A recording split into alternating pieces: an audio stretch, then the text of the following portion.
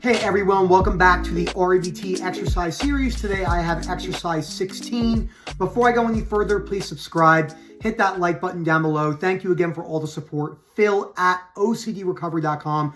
Remember, doing the exercises is very important, not just because of looking at your beliefs on paper, not your thoughts, your actual core fears. Remember, OCD is a belief disorder. Thoughts, images, sensation, urges are just symptoms. It's coming from the actual core fear and your compulsions, your avoidance behaviors.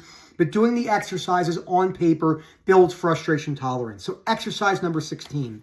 Select some tasks that you would like to do and know that you preferably should do, but you're avoiding it, aka procrastination.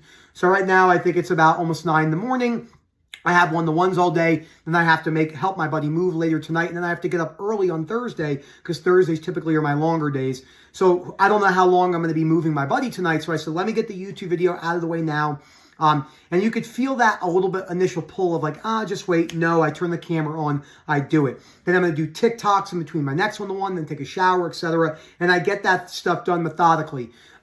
There's no need to read books about this. You don't have to gather a bunch of information, how to decrease procrastination. And I love books like The Power of Habit, Atomic Habit. But a lot of people read those books.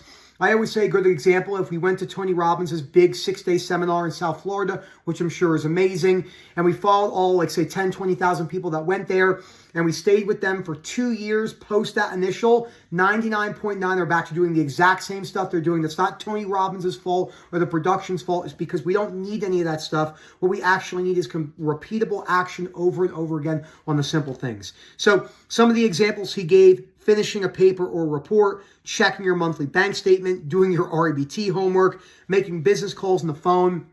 I always say this: if you want to do something, if you want to go out and do something in your work, let's say you're in sales, you don't need to strategize. There's no need, in my opinion, to strategize at all. Just go and speak to the people that are your demographics over and over and over and over and over and over and over again and get used to rejection.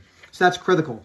Going to work regularly on time, writing a new job resume, answering a long overdue letter to a friend, blah, blah, blah. So look for things you're telling yourself to make yourself avoid. So I shouldn't have to do that. Oh my gosh, my REBT homework is too difficult. I wish it was easier. It's so awful to do this. I can't stand doing my REBT homework. I'm so tired. I can't concentrate. I can't stand being disconnected and not being able to concentrate. There's nothing worse than this. It's too hard. Oh my gosh, English isn't my first language. I can't understand. I can't correlate to that, but it will still have to get done in some way. Self-damning. Because I didn't do my REBT homework like I should, I'm an idiot. What an incompetent moron I am. Since I fell back to not doing my REBT homework, I'll never get good at this. Hopelessness. I've tried 100 times and I'm still not successful. I'm going to give up. I'm an idiot. And some of the other examples of things that people struggle to quit are smoking cigarettes, overeating, telling yourself you're a rotten person, berating yourself, too much drinking, overspending, sexual addictions, adult websites, addictive substance issues, anything that you could do in low frustration tolerance. And you're not looking for perfection here, but a lot of people ask me, take binge eating for an example. I don't know it's not rocket science. You have to learn to wear the urge to binge and learn balance and stop viewing foods in these like all encompassing categories of this is inherently good and that's inherently bad. It's not that simple. And 99.9% of things, even if you want to go down the trans fats, saying trans fats are inherently bad for you is actually not true. Even small traces of trans fat, when you're healthy and you run, you do cardio and you exercise with weights and you hike and you're in the CrossFit games, they're not more than likely going to do anything to you. So, and everyone's different. And then you have people like my great aunt who smoked a pack of cigarettes a day for 73 years and she's still alive with no health conditions. So we don't really know anything.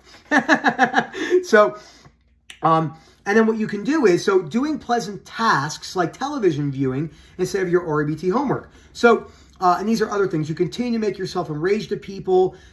Look for things that you're telling yourself to pander to the immediate gratification and make yourself addicted to these harmful habits. So that's why we have the shoulds, musts, awfulizing, I can't stand it, too hard, self-damning, always, neverness, hopelessness, etc. So I can't stop indulging in these things. I might as well give in to my natural tendencies and forget about changing my beliefs. I can't stand changing. It's too difficult, etc., etc. That's the low frustration tolerance. Then he goes into all sorts of disputing about that. And this is a really good one, okay? Virtually all harmful habits that you favor award you some sort of quick pleasure or payoff. Use the principles of reward reinforcement that B.F. Skinner calls operant conditioning.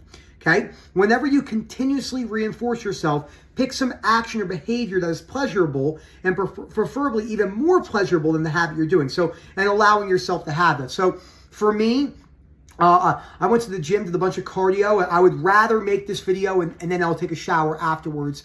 I tend to get, and what I realized is I enjoyed making my TikToks for whatever reason before my YouTube videos. So I flipped that and I said, no, you're going to make your YouTube videos first and get the thing you don't want to do more. And people are always looking at me, how do you do this? How do you do that?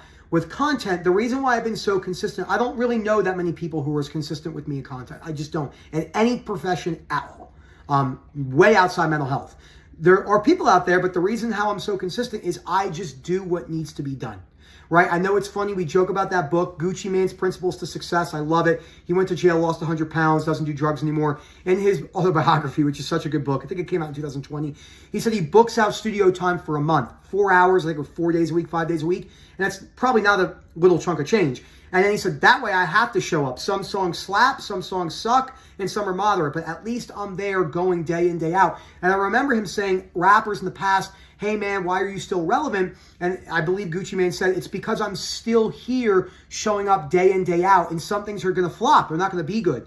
Some of my YouTube videos aren't as good as my other videos. They don't flow as well. This is a topic I really enjoy talking about, so it just flows a little bit easier. Using the principles of immediate reinforcement and quick, inevitably, penalties on every occasion when you indulge in bad habits. This is the negative conditioning. So you don't have to go crazy here and do something to harm yourself, but let's say you smoke a cigarette. You know, Albert Ellis make a joke and say you light the next cigarette with a dollar bill, or you eat some food you hate, etc. You can make this happen in any way you want. So I put this literally, this is from when I first read it. Every time I watch adult websites, no intimacy with Erica for a week. Another thing is anytime I raised my voice to Erica and yelled at her, no gym for 6 weeks. It couldn't be 2 weeks. It was too short. It had to be a time frame where I would definitely lose some conditioning and muscle. So thank you again, Phil at OCDrecovery.com. Hope to hear from you soon. And as always, enjoy the rest of your day.